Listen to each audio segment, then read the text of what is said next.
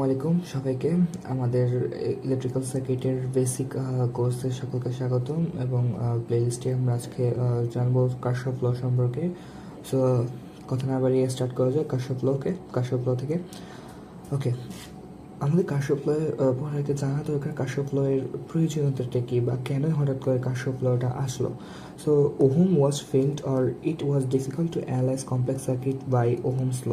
অর্থাৎ ওহমস ল খুবই একটা লিনিয়ার সার্কিটের ক্ষেত্রে সাধারণত সত্য হয়, খুবই সিম্পল সার্কিটের ক্ষেত্রে V = IR এবং হ্যাঁ, এটা একটা ফান্ডামেন্টাল ল, কিন্তু এটার মাধ্যমে আমরা যখন চেষ্টা করব কমপ্লেক্স সার্কিটগুলোকে সলভ করার, it was almost seems to impossible.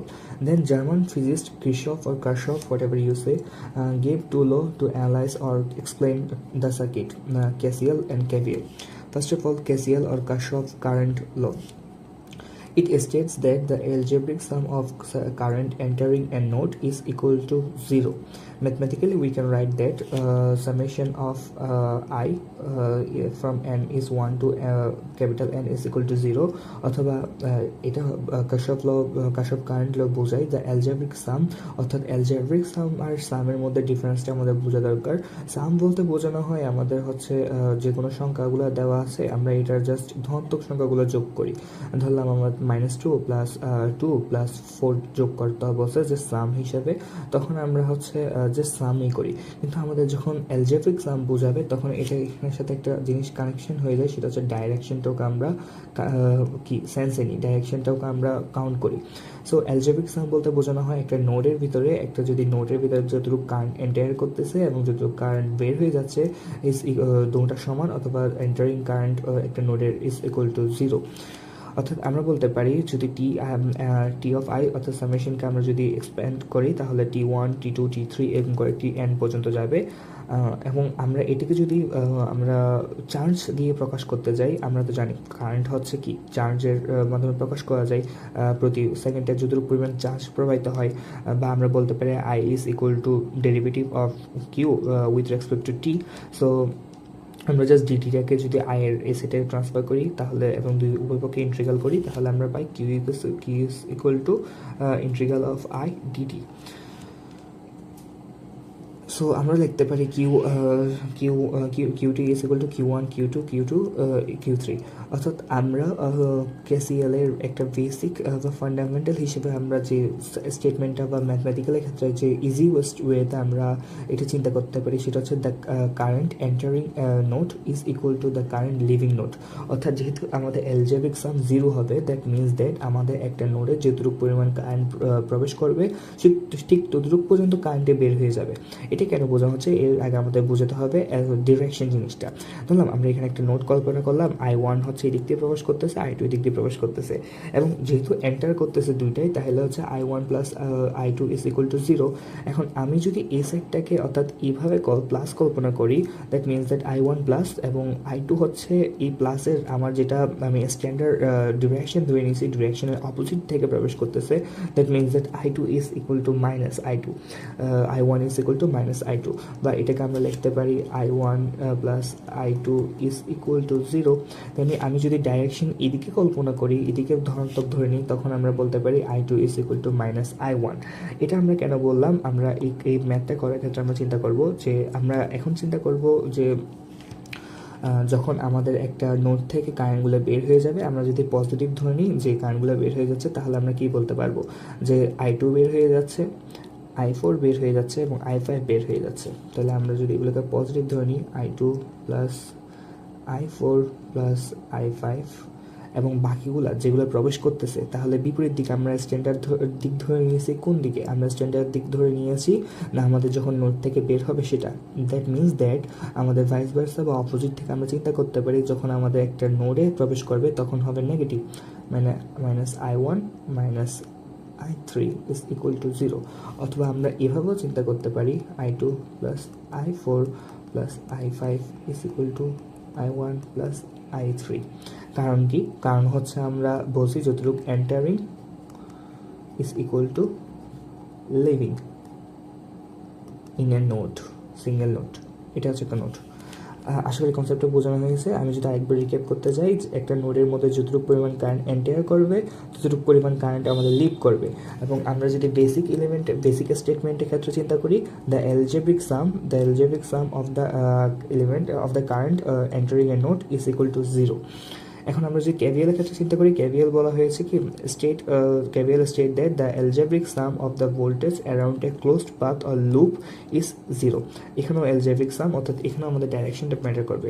আমরা যদি ম্যাথমেটিক্যালি প্রকাশ করতে যাই, that means that V is equal to 0, summation of V from M is 1 to capital M. That means that the sum of the voltage drop is equal to sum of the voltage rise. এখন voltage drop কি আর voltage rise কি? voltage rise means that আমাদের একটা পাওয়ার বা একটা voltage source থেকে আমরা ভোল্টেজটাকে input করতেছি, অর্থাৎ ভোল্টেজটা বৃদ্ধি পাচ্ছে কোন একটা সার্কিটে, যেটা আমাদের ভোল্টেজ বৃদ্ধি করে, ভোল্টেজ রাইজ করে, সেটাই হচ্ছে আমাদের ভোল্টেজ রাইজার। যেমন হচ্ছে আমাদের একটা ভোল্টেজ সোর্স অথবা কারেন্ট সোর্সও হতে পারে। অন্যদিকে আমাদের হচ্ছে ভোল্টেজ ড্রপ মিন দ্যাট, যেমন হচ্ছে আমাদের রেজিস্ট্রেটর ভোল্টেজ ড্রপ করে, রেজিস্ট্রেটরের মধ্যে দিয়ে গেলে আমাদের আই বাধা প্রাপ্ত হয়, আই বাধা প্রাপ্ত হলে একটা ভোল্টেজ উৎপন্ন হয় এবং ওইটা একটা ভোল্টেজটা ড্রপ হচ্ছে। দ্যাট মিনস দ্যাট আমাদের কেভিএল আমাদের বলে কি, কার্শফ ভোল্টেজ ল আমাদেরকে বলতেছে the some of the voltage drop is equal to the some of the voltage rise. একটা সার্কিটের মধ্যে যেটুকু পরিমাণ আমাদের ভোল্টেজটা রাইজ হবে, অর্থাৎ যেটুকু পরিমাণ আমাদের ভোল্টেজটা বৃদ্ধি পাবে, সেম হচ্ছে আমাদের ভোল্টেজ যতটুকু পরিমাণ ড্রপ হবে, এই দুটো সমান, অথবা এই দুটো সামেশন এলজেব্রিক সাম হচ্ছে 0। আমরা একটা উদাহরণ নিয়ে আমাদের সহজ হয়ে যাবে। আমরা জাস্ট এই সার্কিটটাকে একটা কল্পনা করি। এই সার্কিটের ভোল্টেজ আমাদের রাইজারকে, ভোল্টেজ রাইজার হচ্ছে ভোল্টেজ সোর্সটা। দেখো, ভোল্টেজ রাইজার হচ্ছে ভোল্টেজ সোর্সটা, আর বাকি যে দুটো রোধ রয়েছে, এই দুটো রোধ কেন ভোল্টেজ রাইজার না, এই দুটো রোধ ভোল্টেজ ড্রপ আর কেন? কারণ এই দুটো হচ্ছে আমাদের এলিমেন্ট, এই দুটোর মধ্যে দিয়ে যখন আমাদের বিদ্যুৎটা প্রবাহিত হয়, তখন বিদ্যুৎটা হচ্ছে বাধাপ্রাপ্ত হয়। দ্যাট মিনস দ্যাট আমাদের একটা এই বাধাটাকে অতিক্রম করতে আমাদের ভোল্টেজ থেকে একটা অংশ খরচ হয়ে যায়, বা একটা ভোল্টেজ একটা অংশ দিয়ে আমরা আমাদের একটা ইফোর্ট দিতে হয়, একটা ভোল্টেজ সোর্সকে একটা ইফোর্ট দিতে হয় এই বাধাটা অতিক্রম করতে, যার কারণে হচ্ছে আমাদের দেখা যায় কি আমাদের একটা ভোল্টেজের ড্রপ হয়। সো আমরা বলতে পারি কি, voltage drop is equal two voltage rise, অথবা I R1 I/R2 এই দুটো summation is equal two voltage rise.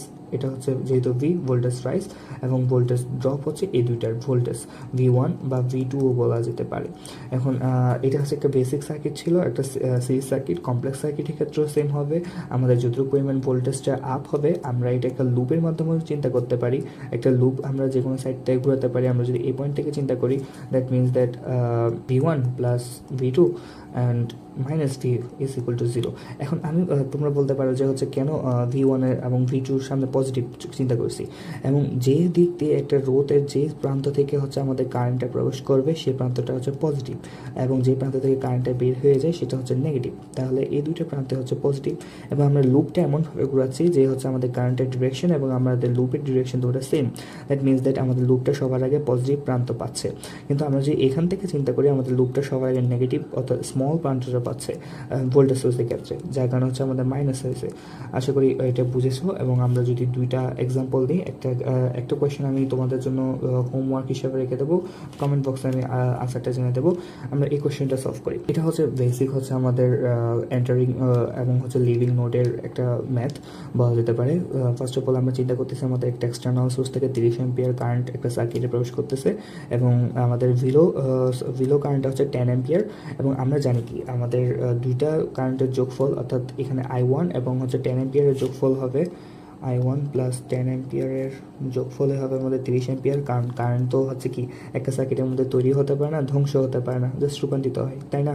তাহলে এই দুটো যোগফলে হতে আমার থেকে 30 হতে হবে, কারণ এখানে তার কোনো ওয়্যারও নেই। So I1 is equal two 20 ampere. I1 পেয়ে গেছি। এখন আমাদের এখানে বলতেছে 15 অ্যাম্পিয়ার যাচ্ছে, কিন্তু আমরা তো দেখতেছি এখান থেকে 10 অ্যাম্পিয়ার যাচ্ছে, তাই না? তাহলে দ্যাট মিনস দ্যাট এখানে I3 আসতেছে, এই দিক দিয়ে 10 অ্যাম্পিয়ার আসতেছে, এই দিক দিয়ে 15 অ্যাম্পিয়ার বের হচ্ছে। আমরা যদি এই নোটটার ক্ষেত্রে হচ্ছে KCL ইউজ করি, তাহলে আমরা বলতে পারি কি 10 ampere plus I3 is equal two 15 ampere. Just simply যতটুকু পরিমাণ নোডে কারেন্ট প্রবেশ করেছে ততটুকু পরিমাণ কারেন্ট কি বের হয়ে গেছে, তাহলে I3 is equal to 5 ampere. I3ও যদি 5 অ্যাম্পিয়ার হয়ে যায়, I3 আমরা পেয়ে গেছি, I1 পেয়ে গেছি, এবং এই নোডের ক্ষেত্রে যদি আমরা আবার KCL ইউজ করি, তাহলে আমরা বলতে পারি I1টা প্রবেশ করতেছে I3 এবং I2 বের হয়ে যাচ্ছে, এবং I1 এর ভ্যালু আমরা 20 পেয়েছি, I3 5 এবং I2, সুতরাং I2 ইজ ইকুয়াল টু 15। এবং জাস্ট এখানে 15 অ্যাম্পিয়ার এদিক দিয়ে প্রবেশ করবে এবং এদিকে হচ্ছে I2টা প্রবেশ করবে। এই নোডের ক্ষেত্রে যদি আমরা KCL ইউজ করি তখন আমরা পাবো I2 plus 15 ampere is equal two I4, এবং I2 এর ভ্যালু 15, তাহলে 15 plus 15 equal to I4 is equal two 13 ampere. Just simply আমরা হচ্ছে KCL ইউজ করেছি এবং এই কোশ্চেনটা হচ্ছে তোমরা সলভ করবা। সকলকে ধন্যবাদ আমাদের সাথে থাকার জন্য। আসসালামু আলাইকুম।